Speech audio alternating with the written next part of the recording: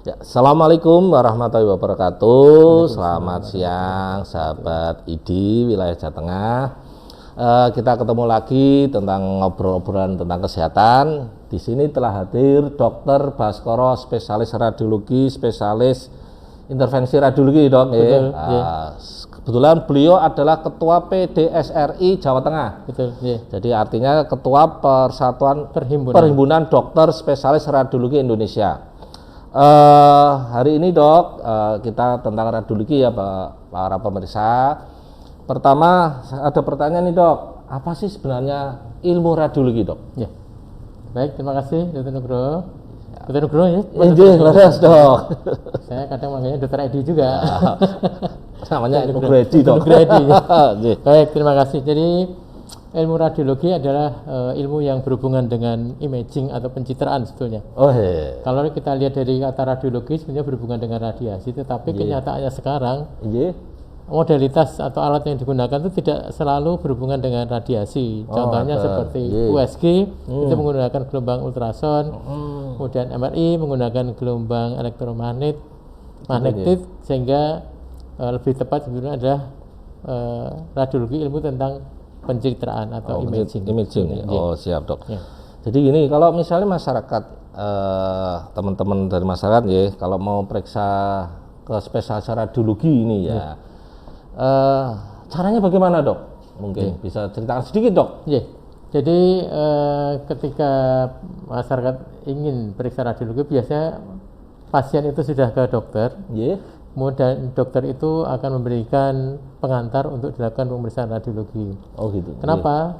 Karena dengan ke dokter, dokter itu tahu apa sebetulnya yang akan dicari, apa sebetulnya yang akan digali, informasi apa yang ingin didapatkan, sehingga dokter itu bisa mengarahkan pemeriksaan apa sih sebetulnya yang tepat untuk pasien ini.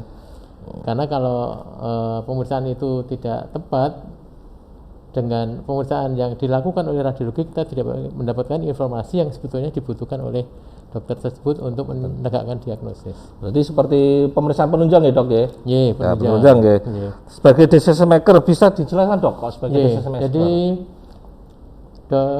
radiologi itu bukan hanya sebagai pemeriksaan penunjang, tapi juga sebagai decision maker. Oh gitu. Seperti misalnya dokter bedah akan melakukan operasi terhadap tumor yang ada di kepala. Oh gitu ya dok. Nah dengan pemeriksaan radiologi itu bisa diputuskan apakah ini bisa dilakukan operasi atau tidak misalnya. Gitu, Kalaupun bisa dilakukan operasi, approach-nya atau pendekatannya itu akan melalui mana? Oh ya, gitu itu artinya menjadi decision maker dokter bedah untuk melakukan tindakan terhadap diagnosis yang ditemukan secara radiologi. Oh gitu ya dok. Jadi kalau misalnya ternyata tumor itu kok dia melingkupi pembuluh darah besar, dia lengket dengan pembuluh darah besar, atau tumor itu ternyata ada perlengketan dengan usus dan sebagainya yang tidak mungkin dipisahkan, nah itu akan menjadi keputusan dokter untuk apakah ini bisa dioperasi atau tidak. Oh itu ya dok. Sekarang kalau saya misalnya sebagai masyarakat awam ya dok, ada beberapa pemeriksaan itu kan, ada tadi dokter yang sedang hentikan, ada USG, CT scan, kira-kira bisa dijelaskan dok? Jadi pemeriksaan radiologi itu ada beberapa hal. Yang satu adalah pertama pemeriksaan konvensional. Pemeriksaan konvensional itu seperti misalnya pemeriksaan foto torak atau foto dada. Foto dada. Foto dada itu adalah foto yang paling banyak dilakukan.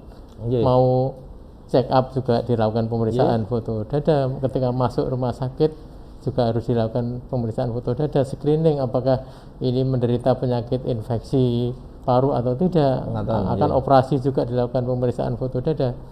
Nah itu konvensional, artinya hanya menggunakan sinar X. Konvensional tapi ada dua juga. Konvensional yang menggunakan kontras dan tidak menggunakan kontras. Jadi pemeriksaan yang menggunakan kontras itu misalnya kita ingin melihat apakah ada tumor di dalam usus. Nah itu supaya kita bisa melihat lumen atau saluran ususnya itu, kita berikan cairan supaya usus itu terisi oleh cairan yang berwarna putih. Dan nanti kita akan kelihatan, ternyata ada sumbatan di misalnya usus besar bagian bawah atau bagian atas. Nah, itu namanya pemeriksaan konvensional dengan kontras. Nggih, gitu. Demikian juga misalnya kalau kita kenal yang disebut dengan IVP. IVP Ya. itu memberikan suntikan kontras ke dalam pembuluh darah. Nggih. Kemudian kita lihat fungsi dari ginjalnya. Apakah fungsinya bagus? Kemudian apakah ada bendungan? Kalau ada bendungan itu di setinggi apa? Karena dengan kontras yang diinjeksikan ke dalam pembuluh darah itu, kita bisa melihat bendungannya setinggi apa, apakah di ginjal ataukah bendungannya ada di saluran antara ginjal dan kandung kemih dan sebagainya, seperti itu. Itu konvensional dengan kontras. Kemudian ada lagi pemeriksaan disebut dengan USG. USG, nggih. Kalau USG itu adalah pemeriksaan yang menggunakan ultrasound, Nggih. yang kita tahu seringkali digunakan untuk ibu hamil. Ibu hamil ya, itu banyak sekali Pada itu. perkembangannya USG itu saat ini banyak sekali manfaatnya. Jadi tidak hanya untuk ibu hamil, tetapi untuk pemeriksaan yang dilakukan untuk mendiagnosis kelainan-kelainan di liver, di hati, di limpa, kemudian di kandung kemih, itu menggunakan USG. Jadi sekarang perkembangannya USG itu digunakan untuk USG tiroid misalnya, gondok, apakah di situ ada tumornya, apakah ada sesuatu yang mencurigakan terhadap terjadinya kelainan dan sebagainya. Juga misalnya untuk pembuluh darah. Jadi USG itu bisa digunakan untuk pembuluh darah. Jadi misalnya seorang yang kakinya bengkak, nah, jantungnya baik, ternyata dia menderita misalnya ada keganasan di daerah tertentu, itu berbaring lama di tempat tidur, akhirnya kakinya bengkak. Kemudian kita cari penyebabnya bengkaknya ini apa, apakah ada sumbatan di pembuluh darah baliknya. Nah, itu bisa juga dilakukan dengan USG. Tetapi memang ada keterbatasan USG. Misalnya untuk batu saluran kemih itu USG tidak bisa melihat apabila batunya itu ada di antara ginjal dan kandung kemih, di tengah-tengah ureter itu kita nggak bisa lihat. Yang bisa kita lihat hanya efek bendungannya. Saja. Tapi memang masing-masing pemeriksaan itu ada manfaatnya, ada keterbatasannya. Kemudian CT scan. CT scan ya, itu gimana, Dok? CT scan itu prinsipnya menggunakan sinar X. Itu digunakan untuk yang pertama, yang paling penting adalah untuk membedakan apabila ada stroke.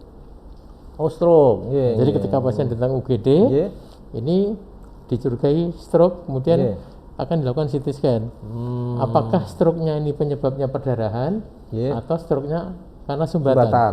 Karena dua penyebab ini akan berbeda dengan di terapinya. Terapinya beda ya, Dok. Ketika dia perdarahan ya tidak boleh diberikan obat yang pengencer darah. Ketika dia sumbatan, ya berarti kita berikan obat untuk menghilangkan sumbatan. Misalnya seperti itu. Jadi pemeriksaan pertama pada kecurigaan stroke adalah CT scan. Kemudian bisa juga digunakan untuk pemeriksaan dada, pemeriksaan perut, pemeriksaan untuk tulang. Nah, juga digunakan juga untuk jantung.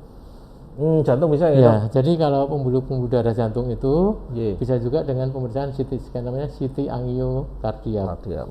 CT angiokardiak itu kita bisa lihat apakah ada pengapuran atau kalsifikasi di pembuluh darahnya. Kemudian apakah ada penyempitan. Kalau ada penyempitan itu di pembuluh darah yang mana itu bisa kita lihat. Gitu ya, Dok. Banyak manfaatnya untuk CT scan. Kalau MRI, Dok? Kalau MRI itu magnetic resonance imaging. Artinya menggunakan magnet. Tidak menggunakan sinar radiasi. Perbedaannya antara CT scan dan MRI, kalau MRI itu lebih baik untuk soft tissue atau jaringan lunak. Jadi kalau kita ingin melihat adanya tumor di daerah paha misalnya, itu akan lebih baik dengan menggunakan MRI, karena dia bisa membedakan, bisa jelas sekali memperlihatkan otot-ototnya. Kemudian bisa juga untuk melihat tumor di otak atau di kepala. Kemudian bisa juga untuk melihat medula spinalis atau sumsum tulang belakang. Jadi kalau misalnya ada orang sakit pinggang gitu, sakit pinggang itu biasanya kan datang, Dok ini saya sakit pinggang. Ya udah difoto ronsen dulu atau foto konvensional tadi. Konvensional dulu. Dengan foto konvensional itu sebenarnya hanya bisa melihat tulang-tulangnya saja. Tetapi tidak bisa melihat sarafnya. Oh, iya. Ya, kalau kita ingin melihat sarafnya, kita lakukan pemeriksaan MRI. Apakah ada pendesakan sarafnya oleh bantalan tulang belakang, atau apakah lubang tempat keluarnya saraf itu terdesak oleh bantalan tulang belakang. Nah, itu bisa dilihat jelas dengan MRI.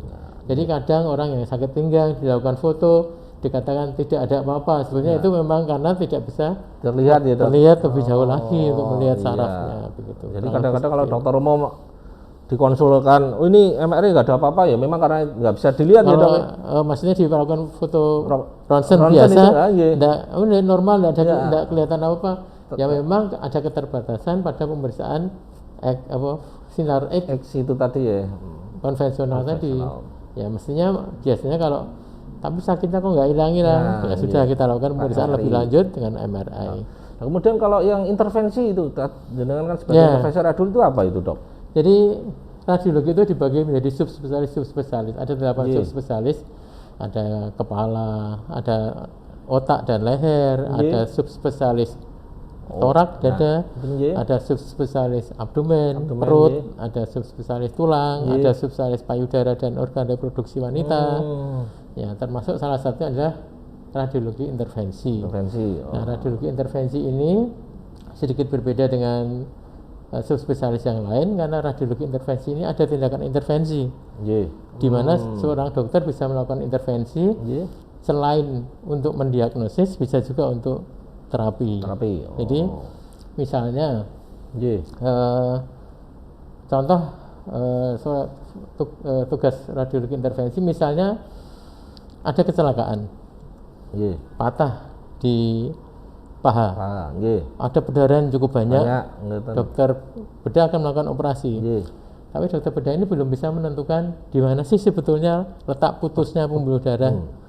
Nah, itu radiologi intervensi berperan di situ untuk melihat, ya, memasukkan selang melalui ini di selangkangan, kemudian kita cari pembuluh darahnya, kita suntikan kontras, kita akan bisa melihat, oh ternyata putusnya itu ada di daerah, misalnya di daerah lutut. Pembuluh darah lutut, atau putusnya di pembuluh darah di daerah paha. Nah, itu untuk mendiagnosis namanya. Jadi itu dengan menggunakan teknik yang disebut dengan DSA. Jadi DSA itu sebetulnya adalah teknik atau metode. Tapi orang sekarang mengenalnya DSA itu brainwash gitu ya. Sebenarnya tidak. DSA itu adalah teknik yang dilakukan oleh dokter intervensi radiologi untuk melihat pembuluh darah. Gitu. Jadi contohnya misalnya kita melakukan foto X-ray kepala itu kan yang kelihatan hanya tulangnya saja. Kita tidak bisa melihat pembuluh darahnya. Nah, ketika kita memberikan suntikan kontras ke dalam pembuluh darah, kemudian dengan teknik DSA tersebut di ruang yang disebut dengan cath lab ya, seringkali itu kita bisa menampilkan hanya pembuluh darah yang terlihat tanpa tertutup oleh tulang. Nah, itu namanya digital subtraction angiography. Adalah teknik untuk memperlihatkan pembuluh darah dengan menghilangkan tulangnya. Dalam tanda petik menghilangkan. Jadi kita hanya bisa melihat pembuluh darah. Terus intervensi radiologi juga berperan pada kasus-kasus untuk pemberian kemoterapi lokal. Jadi misalnya ada pasien dengan hepatoma atau kanker hati. Nah, kanker hati itu salah satunya, mestinya kanker hati itu kalau masih kecil harusnya dioperasi. Betul. Tetapi kalau sudah tidak dioperasi, kemudian ada satu alternatif yang disebut dengan TAC, transarterial kemoembolisasi. Artinya memasukkan kemoterapi sekaligus menyumbat pembuluh darah yang memberikan makan ke tumor tersebut. Itu biasanya di hati. Di hati. Jadi kita masukkan selang melalui selangkangan, kemudian kita cari pembuluh darah yang memberi makan tumor tadi, kita lepaskan cairan kemoterapinya, kemudian kita sumbat pembuluh darahnya. Jadi yang memberikan obat kemonya adalah KAHOM, konsultan hemato-onkologi medik. Nah, tugas dari intervensi radiologi itu memasukkan saja ya obatnya dari beliau itu. Terus contoh lain lagi, ini saya bicara intervensi tadi yang ditanyakan dokter Nugroho. Loros dok, ingin tahu kita ini. Jadi misalnya beberapa kali ada ibu-ibu yang infertilitas. Oh iya, berarti banyak itu. Tidak mempunyai keturunan, yang belum mendapatkan kesempatan untuk mendapatkan keturunan, itu biasanya akan diminta untuk dilakukan pemeriksaan HSG. HSG itu untuk melihat apakah ruang rahim itu, kemudian tuba, saluran telurnya itu lancar atau tidak. Karena saluran tuba itu akan mempertemukan sperma dengan sperma. Ya itu setelah terjadi pembuahan, baru balik lagi ke kavum uteri atau ruang rahim. Nah, setelah di ASG misalnya ternyata itu buntu di pangkalnya, nah itu tugas bisa dilakukan oleh intervensi radiologi untuk membukanya. Tapi kalau ternyata sumbatannya itu di bagian bawah, itu bagiannya dokter obgyn. Jadi kita kerjasama dengan dokter obgyn, terutama untuk infertilitas. Jika ada sumbatan tuba di bagian pangkal, biasanya kerjasama dengan dokter radiologi intervensi untuk melakukan pembukaan sumbatannya tersebut. Itu salah satu contohnya. Juga misalnya ada perdarahan post seks SC. Gitu. Jadi sudah 1 bulan, 2 bulan ibunya post dilakukan tindakan SC kok masih perdarahan. Nah, itu tugas radiologi intervensi untuk mencari sebenarnya ada enggak pembuluh darah yang bocor. Nah, kalau ternyata ada pembuluh darah yang bocor, nah itu dilakukan sumbatan. Itu jadi khusus untuk radiologi intervensi ini memang radiologi tidak hanya berperan sebagai diagnostik, juga sekaligus sebagai terapi. Gitu. Nah ini, jadi ada pengembangannya banyak ya, Dok ya. Itu sudah lama dilakukan. Cuman memang belum populer. Belum populer. Nah, masyarakat mungkin belum populer ya, Dok. Nah, kemudian untuk pertanyaan selanjutnya nih, Dok. Nah, radiasi itu kan bahaya, ya kan? Menurut dokter gimana, Dok? Misalnya saya ini mau periksa foto torak nih, wah radiasi bahaya ini, Dok, mengurangi umur karena menyawa radiasi. Gimana ini, Dok, menurut dokter? Ya, jadi ketika rumah sakit atau pelayanan kesehatan itu mengurus izin terhadap pelayanan yang akan dilakukan yang berhubungan dengan radiasi, itu izinnya sangat ketat. Kita harus mengukur paparan radiasinya, diukur ketebalan temboknya, diukur lingkungan sekitarnya apakah bocor radiasinya atau tidak. Kemudian diukur alatnya ini benar nggak mengeluarkan dosis sesuai dengan yang tertera di situ. Izinnya dari Bapeten kita betul. Jadi semuanya harus betul-betul memenuhi persyaratan. Gitu. Nah, kemudian ketika kita melakukan penyinaran itu dosisnya sudah terukur yang aman untuk pasien, juga termasuk untuk petugas, sehingga petugas karena sering terpapar kadang perlu menggunakan alat pelindung radiasi, alat pelindung diri, misalnya menggunakan apron yang seperti celana dapur itu. Kalau keluar kayak mau ke dapur itu betul, itu timbal. Timbalnya. Kemudian untuk keamanan lingkungan, yaitu tadi kita harus selalu mengecek lingkungan di sekitar pelayanan radiasi itu aman atau tidak. Gitu ya, Dok. Itu rutin harus kita lakukan. Kalau tidak dilakukan, kita berarti tidak melakukan prosedur-prosedur yang baku demi keamanan radiasi terhadap pasien, petugas dan lingkungannya. Jadi tidak perlu takut. Cuma kadang-kadang kita ini kan masyarakat awam kan, Dok. Misalnya itu kan kena radiasi.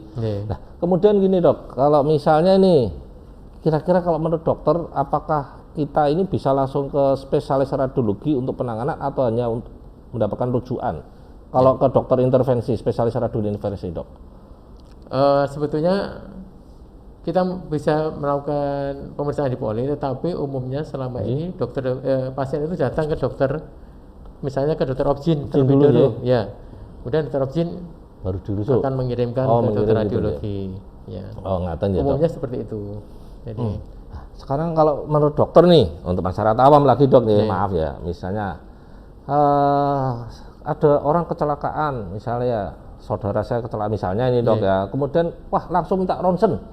Kira-kira kalau menurut dokter etika dokter gimana, Dok? Aturannya sebetulnya yang minta adalah permintaan dokter. Jadi harus di regulasinya dilakukan pemeriksaan atas permintaan dokter. Oh gitu ya dok. Iya.